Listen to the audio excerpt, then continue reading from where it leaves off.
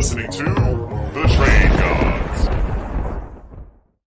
What's going on, Player Profiler Nation? Welcome to the latest episode of Trade Gods. I am back, and it feels so damn good. I am your co-host, Matty Kiwoom, and joined, as always, by my right-hand man, my fellow Trade God brethren, the morning man himself, the best lettuce in the whole game, the best turtleneck on planet Earth, Jason Allwine. What up, Jay?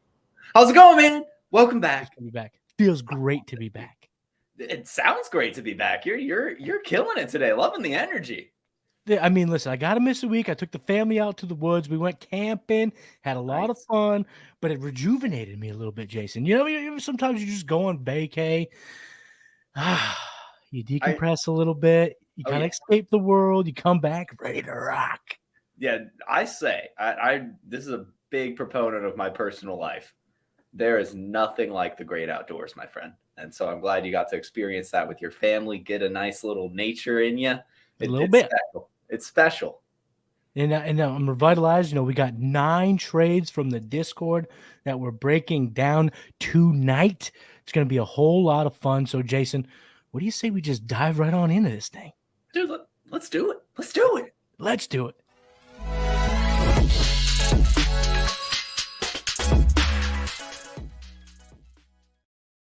Here we go. First trade of Z Night. This comes from our guy, Dunritos1 in the Discord. It is a 16 team. I like this. Big league status. 16 team PPR, single QB start 10. Dunritos went out and got himself a Christian Watson, and to do so, sent away Gabe Davis in the 113 in this year's rookie draft. So seeing this trade initially, obviously we love getting Christian Watson here at Player Profile, and especially here at the Trade Gods. My man Jason has Christian Watson in the Trade God Invitational and will not let him go, even though I've tried to pry him away, but it ain't happening. So we love getting Watson, but is Gabe Davis in the 13th pick in this year's draft too much, or is it a slam dunk for our guy Dunritos? Yeah, I mean, it's a slam dunk to me. You know, I love myself some Christian Watson. I mean, I just can't imagine many other players that are pretty much, in my opinion, locked in to outperform their ADP and current value this year. Last season, Christian Watson, believe it or not, we all talk about, you know, the fantastic stretch he had. And I don't know how this is like the first time it really clicked with me, but he had the 4th most touchdowns among wide receivers last year. And it really came in such a short span. Like when you put it that way across the entire NFL, all wide receivers, number 4 in that category. And then he was number 1 in points per target, number 3 in points per route run, and number 7 in true catch rate, showing that he can catch the ball as well. I mean, it's not just a fluky thing. I mean, guy can score from wherever. He's an athletic freak. You pull up playerprofiler.com and you go to his page and you see his metrics are all above the 95th percentile, except his agility, but we'll give it to him, given he's 6'4", 208 pounds, just an absolute specimen. Shane Vendrell here in the chat asks if his 74% Christian Watson exposure is irresponsible. No, get as much Christian Watson as you can. It's irresponsible to have 74% exposure in best ball, but that doesn't mean that those 74% of teams aren't going to slay it with Christian Watson. Christian Watson looks poised for a breakout, and really his ceiling is how high do you think or how well will Jordan Love perform? I happen to be on I think Jordan Love is going to be above average, so I really like Christian Watson. And this is with those type of trades that when you look at a 16-teamer and you get this offer, you go to yourself, is this real? Am I getting punked right now? Is this Ashton Kutcher punking me right now? Because this team's too good to be too true. And the 113, I mean, what are we really talking here? We're talking Roshan, who we kind of like, Kendra, who's battling a little bit of knee injuries, came back to practice today. Tajay Spears, maybe Devon A-Chain, if you're lucky, Jaden Reed. I mean, Christian Watson's teammate. So I like those players, and getting the 113 in a 16-team league might be a good move for you. But I mean, Gabe Davis is just, his dream is to one day become Christian Watson. Exactly. So there's no way I'm passing that. This is a slam dunk 100%er for Dunritos. There's really not much more we could say. You killed it, brother. Great trade. You know, Exactly. Give him a round of applause, ladies and gents. That was fantastic. Let's move on to trade number 2 here. Okay. Coming from Chef TP in the Discord. This is a 12-team PPR Superflex 1.5 TEP start 10. He's getting David Montgomery and KJ Osborne, and he's selling away Christian Kirk. Another Christian, just not Watson, Christian Kirk. So which side do you want? Okay, Christian Kirk, or do you want the the running back that is pretty good guys like a 0 RB guy and KJ Osborne? Is this enough to sell away Christian Kirk? What's tough about this is it kind of feels like enough. And in that case, it's not enough when you're giving away the best asset. I think that he should have tried for a little bit more. I think it's an okay move considering I'm imagining he's making this because he has some wide receiver depth, and wants to get a running back in return like David Montgomery, who, I mean, we've been kind of hyping up the past few weeks in general on the Player Profiler brand. We've had some videos come out. Josh Larkey went on Might Have Mansion and hyped him up. So, I mean, it makes some sense. I mean, he's going to score some touchdowns. He's Jamal Williams plus. But still, to me, I mean, like, I'm on the Jahmyr Gibbs hype train. I really am. I think that he's going to be a really important part of that offense. And, I mean, I just don't necessarily want a complimentary running back, even if it is an extremely complimentary running back in David Montgomery. And I do want to attach myself to the Jaguars passing attack. Christian Kirk last year was 3rd in slot snaps. And that's not going to change just because Calvin Ridley comes to town. Calvin Ridley does nothing to the slot. Christian Kirk will get 90% of the usage he got last year, which was, I mean, fantastic. Like, he's not going to lose too much. Calvin Ridley could get hurt. He's right back where he was. And again, attached to Trevor Lawrence, a generational quarterback who's going to be there for years. Christian Kirk's still young.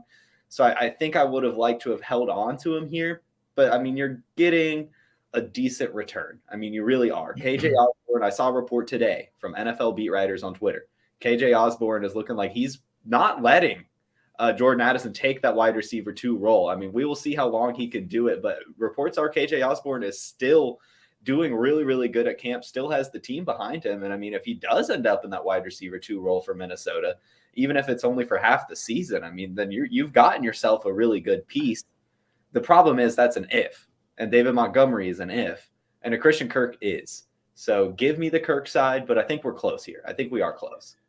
This, in my opinion, the additional context is what maybe sell it for me for Chef in the Discord. Okay. Like, I'm with you. David Montgomery is like a good piece, but KJ Osborne might not be enough. Now, if this was the 16-teamer, I think I would sneakily like the Chef side a little bit more because getting that running back, that wide receiver depth, if Addison can't stay healthy. But thing about let's pump the brakes maybe a little on the Minnesota Vikings rookie wide receiver analysis preseason. Remember just a few years ago when Jay Olabisi? I can't remember the guy's name. It was Olabisi was his last name. Was going to outplay Justin Jefferson, the rookie. Fair. And we all know how that happened. It was Adam Thielen and Justin Jefferson, and then quickly it was Justin Jefferson and everybody else. So I am a little bit hesitant to give away a guy like Kirk because you hit the nail on the head, Jay. You want a piece of this Jaguars offense. Even with Calvin Ridley in town, Evan Ingram is now going to be around for 3 years. This guy was a 1,000-yard receiver, and our guy, Harry Snowman in the chat, 133 targets for Christian Kirk last year. I mean, even if that goes down 30, 100 targets from Trevor Lawrence. We like that. In the red zone. We love that. He had the 5th most red zone targets last year and caught a touchdown from Trevor Lawrence in the first preseason game. I mean, let's not overthink things. I know Calvin Ridley's good, but so is Christian Kirk. Christian Kirk, whose best comparable player is Stephon Diggs on PlayerProfiler.com. Yeah, I think this is a little bit too much of a price. I'm going to give you a C- here, Chef. Getting Montgomery in, a little more context. Maybe you just load it at wide receiver, and this makes a little more sense. But just seeing this trade, I'm going to want the Christian Kirk side. And if I had Christian Kirk, I would not trade him away for David Montgomery and KJ Osborne. So. Not bad because we do like we said, we like David Montgomery, but this might be a slightly overpayment of sorts here. Let's move on to trade number 3. This comes from CIHL in the Discord. How would you say that, Jason? CIHL, kill? I almost want to just say Seal. Seal? Like what? How do you say the tool brand? STIHL. That's Steel, right? Yeah. So maybe it's Seal. I don't know. Or Seal. We're gonna go with Seal. Kiss by Rose Seal. So he is part of a 12-team PPR Superflex start 10. He's getting Daniel Jones, DeAndre Swift, and Breece Hall for Jonathan Taylor, the 107 in this year's draft, and Deebo Samuel. So first question I'm going to ask you, Jay, is let's go ahead and predict potentially who is the 107. And then we'll analyze the trade here. So this is super flex. So we have to imagine the 3 quarterbacks are off the board, the 2 running backs are off the board, and then here's the doomsday scenario: Addison and JSN come off the board. So is it Charbonnet? Is it A-Chain? Or is it let's call it Zay Flowers here, or Quentin Johnston, for instance? Who do you think is this 107? I assume it's either Quentin Johnston or Zay Flowers in this scenario. I mean, they've gotten Jonathan Taylor in the trade, so I would hope that they're not really worried about a Zach Charbonnet here. I mean, I think A-Chain could be a good pick, but I'm going to assume it's one of those wide receivers, and I don't really think it matters either way. I don't think it matters who this is. I think overall, I'm still going to take Team A here, the Daniel Jones, Breece Hall, DeAndre Swift side. And I mean, most of it, I think, is just it's super flex. I am a believer in Daniel Jones going forward. I really do think that Brian Daboll has been able to turn over the leaf in Daniel Jones the same way he did with Josh Allen. Breece Hall, I mean, God, it's Breece Hall, top 5 in a number of efficiency metrics as a rookie in only like 5-6 games last year. I'm not really worried about the backfield split too much. I mean, he's still going to be efficient and a good fantasy football producer. And it's only 1 year. And this is Dynasty we're talking about. So give me Breece Hall over Jonathan Taylor. Give me Daniel Jones over Deebo Samuel. And probably give me the 107 over DeAndre Swift. But, I mean, the Deebo Samuel and Breece Hall just kind of outweigh Jonathan Taylor and Deebo Samuel by enough of a margin to where I'm definitely taking that team.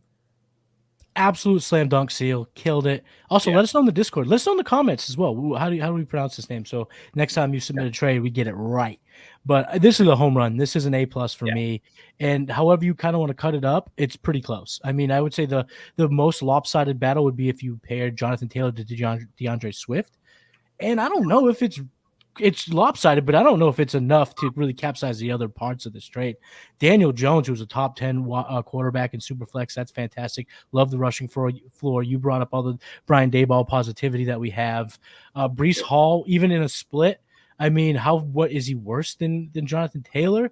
Probably. But with the situation going on in Indianapolis, I mean, are we really going to bet that Jonathan Taylor is 100% ready to rock and roll, going to be complicit in his role and complete with his paycheck? Doesn't seem like it. Correct. And I think that if you break it down the way you just did, I'm taking DeAndre Swift over the 107. I believe in DeAndre Swift. He was one of my Go Get These Players video that I put out at the PlayerProfiler YouTube channel. Check that out. I am a Swiftie. I know the Podfather is all in on Kenneth Gainwell, but I just can't quit DeAndre Swift. He is an efficiency god in this offense.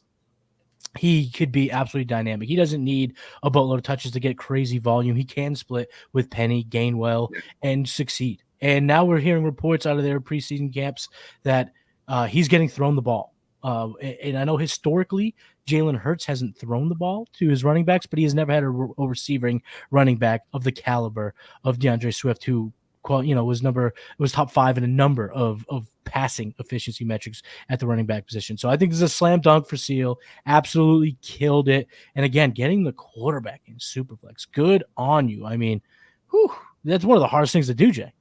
It is. No, and that's why I'm really weighing it in here. I mean, like, I think I want to ask you this too, because I think I have my answer to this. If Deebo Samuel bounces back to 2 years ago, Deebo Samuel, if Jonathan Taylor bounces back to 2 years ago, Jonathan Taylor, are you still on the Daniel Jones, Breece Hall side? Because I honestly think I might still be as well, even if these are sealing Deebo Samuel and Jonathan Taylor pieces. The only way, again, I'm going to get swayed is if, let's say, 100% positive. Let's turn the meter of positive outcomes to 100 for the Deebo Samuel side. And if you turn it to 85 probably percent On the top side, I still want the top side. You'd have to crank that below 50%. You'd have to knock that thing way down where you just have a train wreck. DeAndre Swift gets hurt. Like he always says, Daniel Jones goes back to 2 years ago. Breece Hall is the 35% share of the platoon with Dalvin Cook. So if everything goes wrong on one side and everything goes right on the other side, at that point, I will say it was a good move by the team that Seal made the trade with. But that's too many. That's just too many ifs. Exactly. And that goes against kind of what I would say that we both believe that will happen. Exactly. And you're more bullish on Debo than I am. I'm so bullish on Debo Samuel. You love Debo. I am on record calling him a one-hit wonder like Duran. So I can't sit here and believe that Debo is ready to bounce back. I don't think even if he plays well, I don't know if he's going to get the volume. He's just the year he went berserk, he did not have Christian McCaffrey. Christian McCaffrey does everything that they want Debo to do, but better.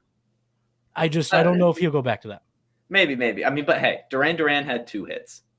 Well, I don't know the second one. You have to tell me the second one. Hungry Like a Wolf? Definitely know that one. Harry Snowman, help us out here. Hold on. I have to pull up Spotify here. But still, I mean, Christian McCaffrey gets hurt week 6. Debo Samuel is cooking. Right. Okay. He's gone to Kyle Shanahan's office reportedly and, took his shoes off at the door, got down on his knees and started kissing Kyle Shanahan's shoes, apologizing for last season.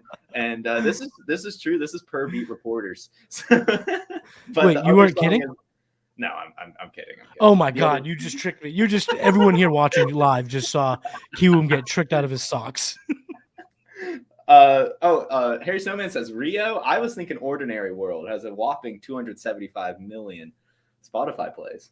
So Debo Samuel. Her name is Rio, and that's during. Okay, so that qualifies Debo Samuel to have one more good year in his career to make that comparison 100% correct. So let's get it. Let's do it. So that's going to be this trade. Absolute slam dunk. Good job, Seal. But before we move on to trade number 4, okay, we need to hear from the Podfather, and he's going to tell you what fantasy platform you need to be on right now. Ooh.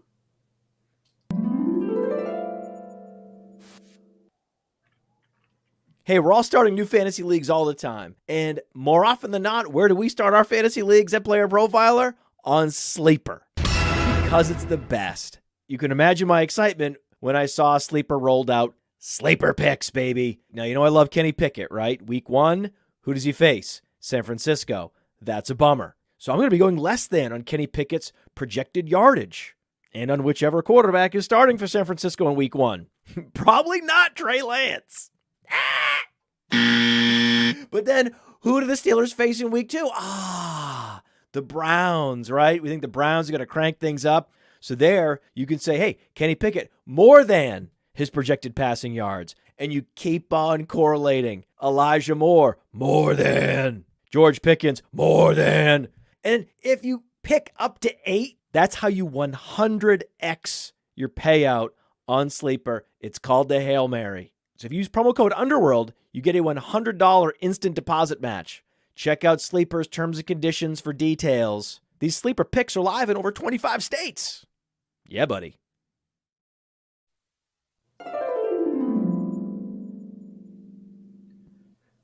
We're here. Latest episode of Trade Gods. Jason Allwine, Matty Kiwoom, breaking down 5 more deals from the Discord. Next trade is a fun one. It comes from our guy, Madden 2012. Oh, no, this is from Laughing Lizard. This is from Laughing Lizard, who is a member of Discord who's always active. So shout out to you, Senior Lizard. 12-team PPR, Superflex, start 10. Your pretty standard Superflex format. He's getting Deontay Johnson, Rashad White, Sky Moore, and he's selling off Jonathan Taylor. This is the type of deal you're looking to make if you're selling Taylor, right? Right, Jay? I mean, yes. This isn't enough for you. I think it is. But I would like to see a little bit more. But I'm not a Deontay Johnson guy. And so I think that's what's hurting me here. I think if you give him his general fantasy football value, this is right. I mean, Sky Moore is a fantastic player and projecting to have a really good year and career now going forward attached to the Chiefs. I mean, Rachaad White has the Buccaneers backfield. I just don't know. I still believe that Rachaad White is more of a redraft player than a dynasty player. I know he's young. I know he's only in his second year here, but like this year in particular, the Buccaneers had no resources to go attack that backfield, and that's why he's left alone. You give him one more year, if maybe he can earn it, but I still believe, next year in the draft, they'll probably tackle it, maybe a free agent or something. So I don't know. I mean, I just feel like you could get a little bit more for Jonathan Taylor. This is, as we always say, this is giving $100 for 250s, or I guess 333s. I mean, you're getting $100, right? Or 99. Like, you're getting very, very close. But I think when you're trading away a player like Jonathan Taylor, to me, you've got to win by a landslide. And to me, it's just a little too close.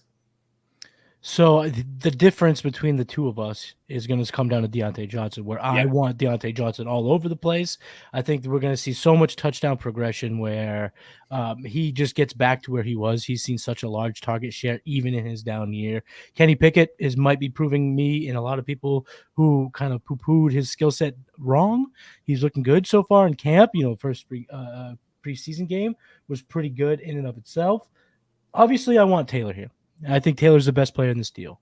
But given the turmoil, given everything that's happening, and also given the running back landscape, I want to take a second to talk about this. Like, what are your thoughts on just running backs as a whole? Because I think this conversation will help kind of paint the picture of why we value this trade the way we do. So what's your thoughts on the fact that running backs are just the value, whether it be fantasy and real life football, seems to be just coming right down?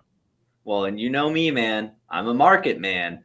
And so personally, I'm loving it. I mean, like, one of the golden rules in fantasy football, I mean, since its genesis, is that you need good running backs. And that's completely flipped now, but it might really still be the case. I mean, the teams with the top tier running backs, more often than not, perform better in their leagues. They're not scrambling the waiver wire week in, week out, having to resort to the Zonovan Knights and the Tim Hightowers.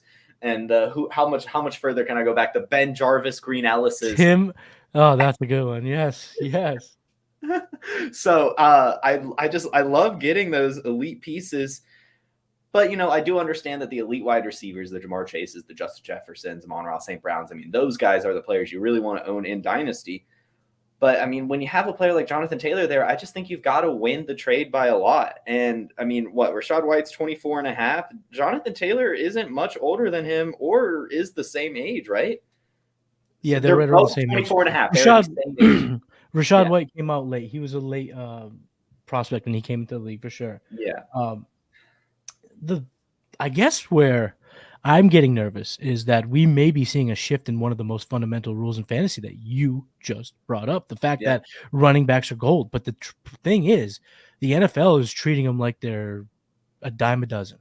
The NFL might shift how we look at running backs. It might force our hand to the point where they should probably only be valued in 2-year sample, trending towards 1. Yeah. I mean, running backs are becoming mercenaries for our fantasy teams, where it's like, okay, if I'm looking to compete, let me go get that running back, and then we'll use that to win. But if I'm not winning, running back is the first thing sold, and it seems to be obviously not the exact same thing in the NFL because it's done differently.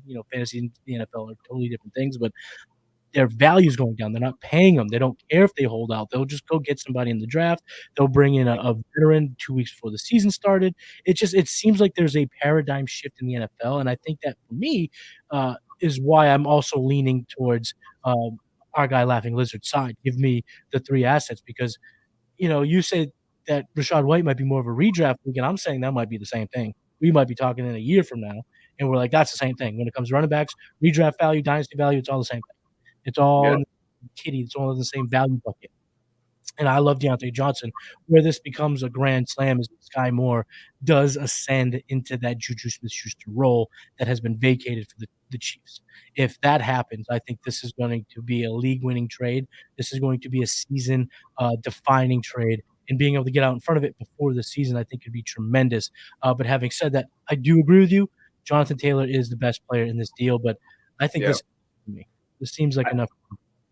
Yeah, I think I might. I think, like I said, I think it's good enough value. I just wish this was a couple different players. Like if that was George Pickens, it's a slam dunk for me.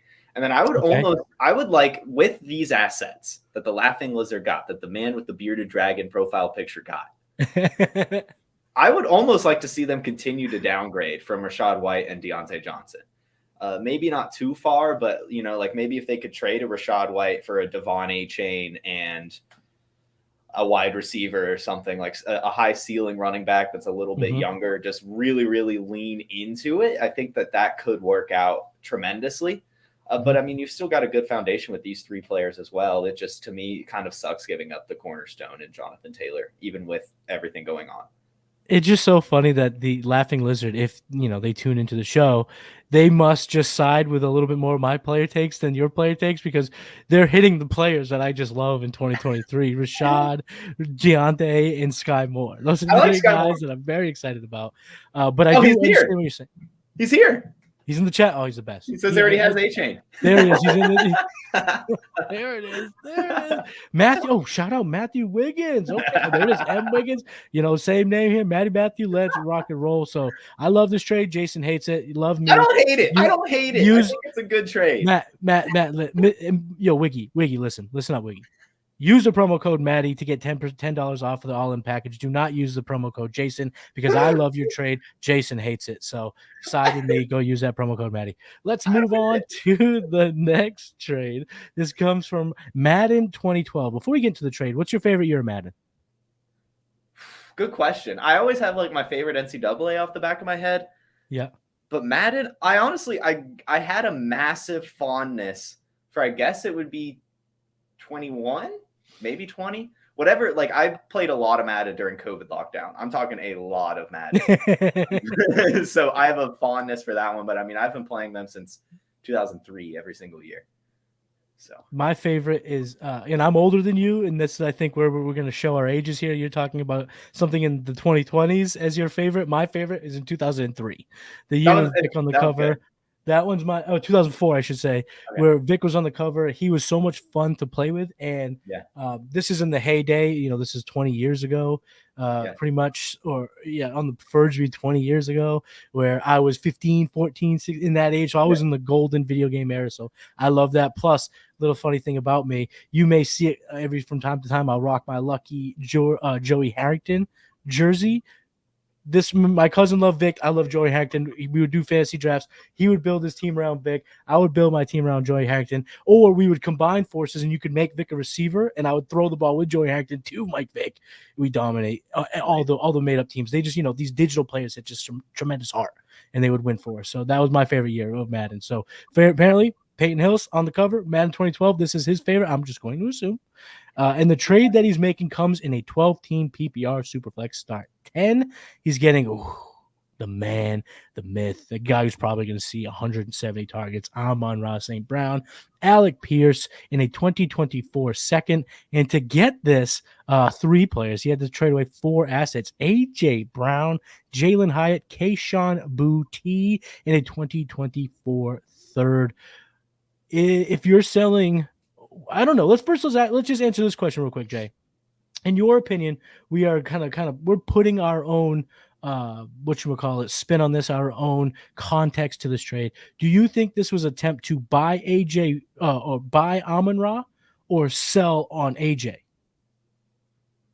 I mean, I guess it's a little bit of both, but I would say it started as buying Amon-Ra St. Brown. I would say Madden 2012 reached out and said, I want Amon-Ra. What will it take? And the other guy said, it's going to have to start with AJ Brown. So I think it was the opposite. So this is a cool way. We'll break this trade down this way. You break it down from the point of you had AJ Brown and you were looking to go get Amon-Ra. So then how would you see this? Is this enough? If you are going, is this too much, I should say, for you to give up to get Amon-Ra in the secondary pieces? No, I mean, I would easily give AJ Brown for Amon-Ra St. Brown straight up every single day of the week. So to get a technical upgrade in Jalen Hyatt to Alec Pierce, we'll see how that turns out. But in terms of the way the value is right now, Alec Pierce is a little bit higher. And then we'll say Kayshon Boutte in a third cancels out the 24 second. So, I mean, that's basically what this trade is you're getting slight upgrade in Alec Pierce, a little bit of a better draft pick, and to me, a better wide receiver in Amon-Ra St. Brown over AJ Brown. I'll take the left side for sure. Congrats, Madden. Yeah, I think we're both going to say pretty much the same thing. We're just going to tackle it from different sides of the coin, where if you're going to get AJ or Amon-Ra and they say you got to pony up AJ Brown, you're willing to build this trade. You're willing to take this trade. And I'm going to look at it from the point of, I think this guy was asked about AJ Brown, and this is what he sold him for. So if I'm sitting there and I got AJ Brown and they throw out Amon-Ra, I'm taking it straight up. So I'm with you there. So right away, this is a win for Madden. But then to get the better draft pick, win. Mm-hmm. Alec Pierce could easily be the best secondary piece in this deal. He could be as good as Jalen Hyatt. And the reports circulating the Patriots is that Kayshon Boutte is going to get cut, that he may not make this team, that Pop Douglas is showing out enough. They're not going to cut ties with Thornton yet. They restructured Parker. They're going to keep him around. Kendrick Bourne is still playing well in practice, and he has kind of been there for them. They always keep Matthew Slater, and then obviously Juju Smith-Schuster. I don't think that Kayshon Boutte makes this team, and given his track record and what was the reasons why he fell in this trade, I mean, in the NFL draft, is probably going to be the same reasons why he's not signed, that he's not sought after if he hits that open market. So I think for sure this was a win for Madden. Either way you want to slice it, any way you want to dice it. Great trade here for our guy Madden. So good job on you. Let's move on to the next trade. This comes from Snow in the Discord. It is a 12-team PPR 1 QB league, start 10, but there's additional context that just has to be brought up. He sent us an email also, so shout out to you, Snow, reaching out. We will always break down the trades for our listeners that reach out like that. The league ends in 2025, so they will play this year. They will play in 24. They will play out the 2025 season, and that's it. That's puts the league is OVAH over. So that is some cool context here. That's like a weird way to break this down. But in this trade, he's getting Deebo Samuel, George Pickens, and a random 2025 first. And he's sending away the Slim Reaper, Mac Jones, a 23 second that became Bryce Young, and a 23 third that became Luke Musgrave. So he sent away 2 quarterbacks in a 1 QB league to get 2 of your guys. So is this an overpay? I know you're also loving the Slim Reaper this year. I have been going back on this back and forth on this trade all day. And especially all the day. Ends in 2025 is just, it's messing with me a ton. But I'm going to start here. And since it's a single quarterback, 10-team league, I'm basically going to throw Mac Jones and Bryce Young out of the window. I know they're extra value, but for the most part, you're probably not starting them. If you are, then you're probably not competing, to be completely honest. So I'm assuming that our guy who sent this in is extremely happy to offload the quarterback depth in a single quarterback league. So round of applause for that. Also, trading away Luke Musgrave in a 10-team league, getting value for a tight end that's going to take some time in a league that's going to expire in 3 years is a great move as well. Mm-hmm. I mean, Luke Musgrave in a start 10-team league, probably also not stiffing that starting tight end, that starting lineup very frequently. So you've traded away 3 depth pieces and an absolute stud in Slim Reaper for an absolute stud in Deebo Samuel, an absolute stud in George Pickens.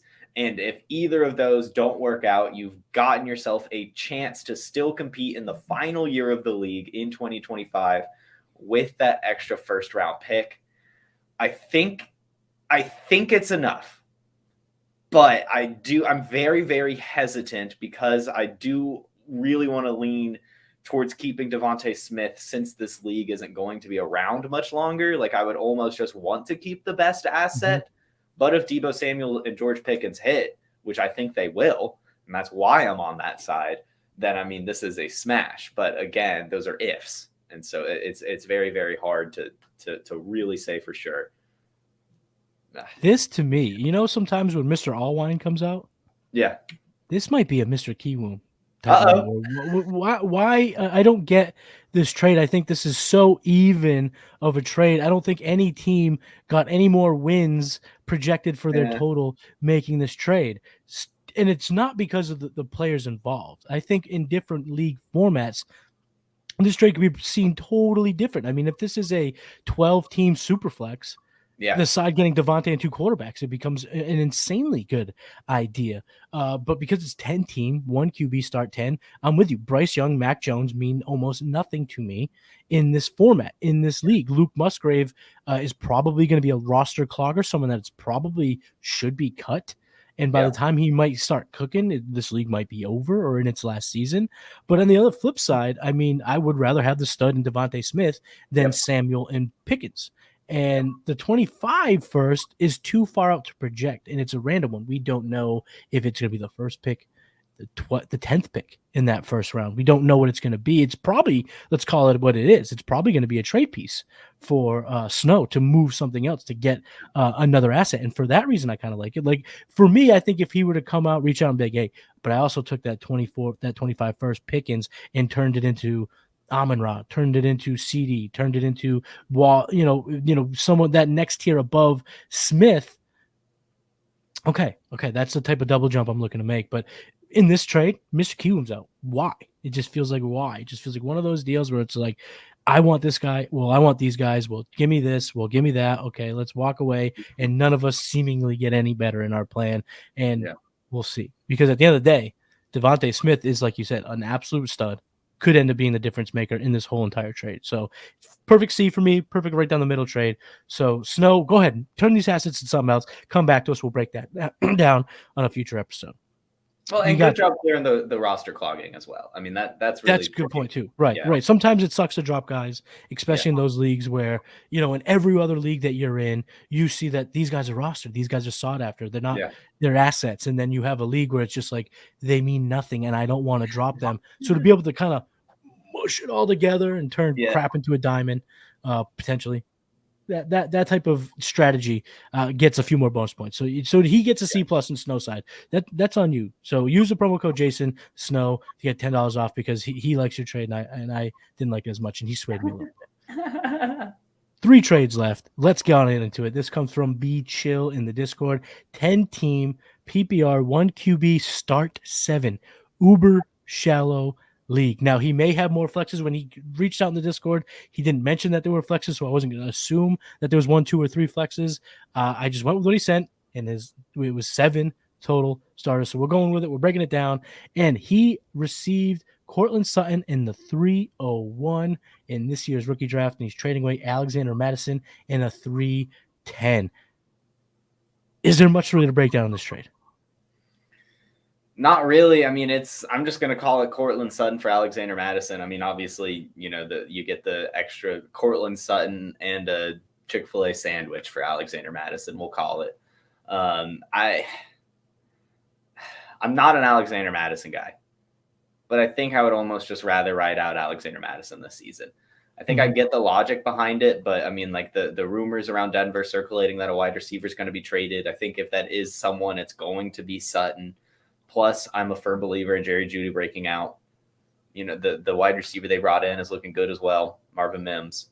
Javonte Williams coming back, taking some pass catching. I don't know. It's just Cortland Sutton isn't an attractive enough piece for me to want to go away from the potential in Alexander Madison. It's not potential I believe in, but given it's a start 7, I think I would rather just roll with Alexander Madison. I mean, both of these assets here don't have much shelf life left.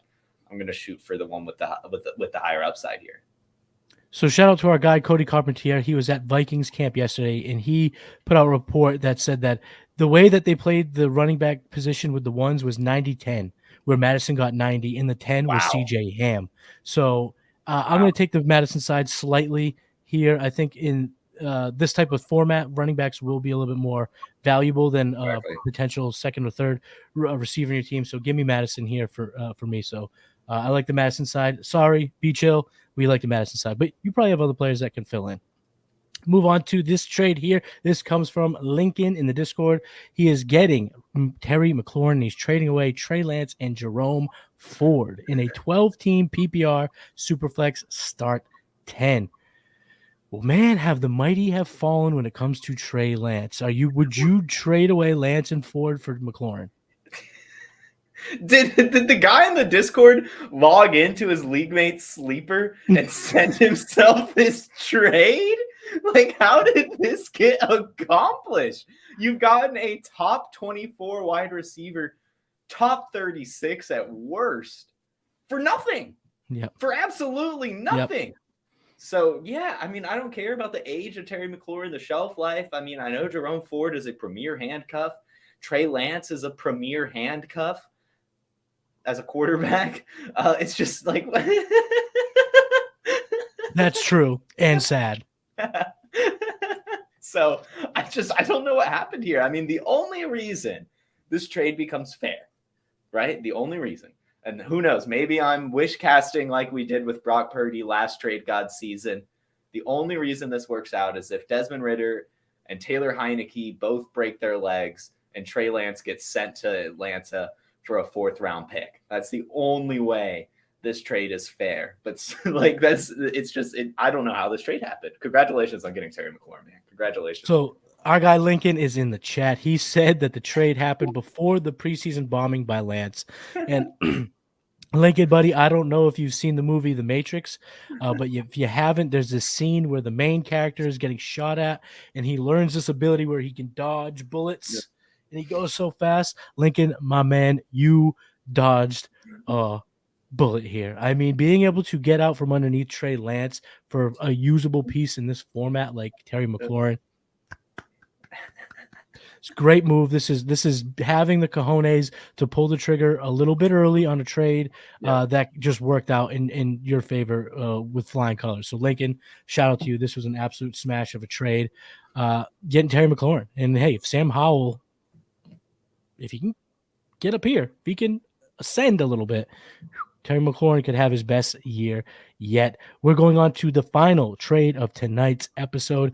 It comes from a 12-team PPR Superflex 1.5 tight end premium, start 11, and it comes from maybe the best name in the Discord, Van Shart. Love it. Van Shart in the Discord. Sauced in Boston. Shout out to Boston. Love it. Let's go. Vince Wolfwork. I'm in Massachusetts as well. And you can tell the hometown bias was out a shining in this one. He's acquiring Hunter Henry, Mac Jones, and Elijah Moore. And he's selling Desmond Ridder and Deontay Johnson. Now, you are a fan of Ridder, not a fan of Johnson. Which side are you rolling with? Our guy here, Van Shart, or his adversary? Can we take a pause?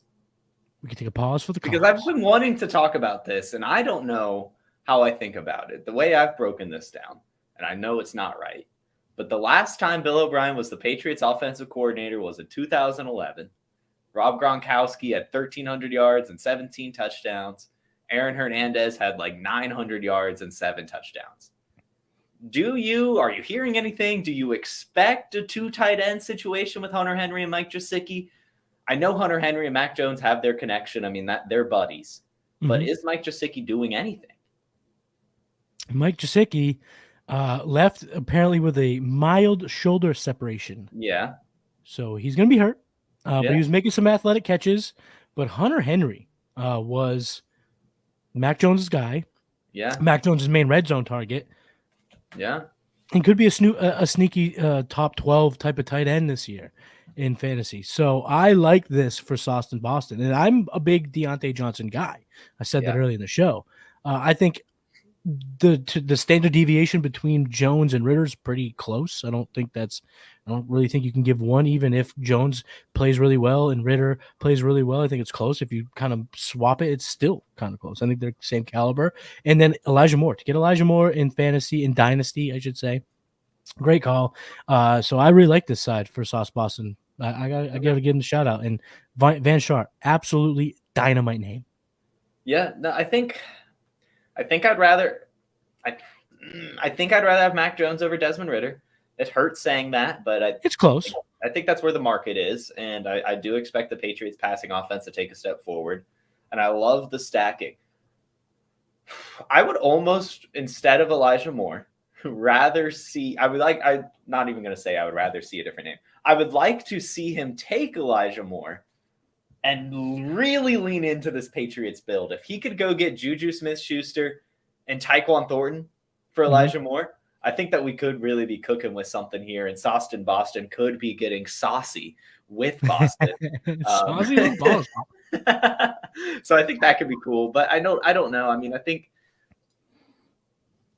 in terms of fantasy football value, I should probably go with the Ritter, Deontay Johnson side, but I think there's a lot to work with on the Sutton Boston side. So overall, I'm just going to call it fair, and I like it. But I do want to see what he can do with Elijah Moore because I do classify him as a set. Oh, love it. Love the breakdown. And I love this episode. Love being back with you, Jay. Yeah. An absolutely fantastic episode. Please, before we say good night to the fine folks listening, let's go ahead and tell them where they can find you on social, where they can get all of your work. Yeah. You can find me on Twitter at JFootballWine. You can follow all the Player Profiler social medias. That'll be me, the Twitter, the Instagram, the Facebook, the TikTok. That's Jason Footballwine right there. So follow those platforms if you haven't already. Of course, I'm here Thursday night breaking down trades with my trade god brethren, Matty, Kiwoom, you right there, the handsome gentleman. And I said Wake and Take already. I said social media. I said trade gods. I think that's it. I hope I didn't miss anything. Ladies and gentlemen, it's back. The Fantasy Football Market Watch is out. Episode, or I should say, first week, preseason week 1. It's out. Hit that on my Twitter or my X. I guess you can find me on X at Matty Kiwoom. Articles coming out here at Player Profiler. Got the game plan each and every Saturday. Trade gods each and every Thursday. Got a new show coming out with Theo Greminger that you're going to want to be on the lookout, or should I say, new take on an old show from this network. So you are going to want to check in for that. And if you just can't get enough of Mr. Kiwoom, you can also find me on Patreon, patreon.com/the executives with me and Cody Carpentier. He's Jason Allwine. I'm Matty Kiwoom, and we are the Trade Gods. And we will talk to you next week. Peace. Hey, I want to take a moment to thank you for tuning in. It's important to me that all of our media be free. This is only possible because of you, allowing a true independent sports media enterprise to thrive unlike any other in the business.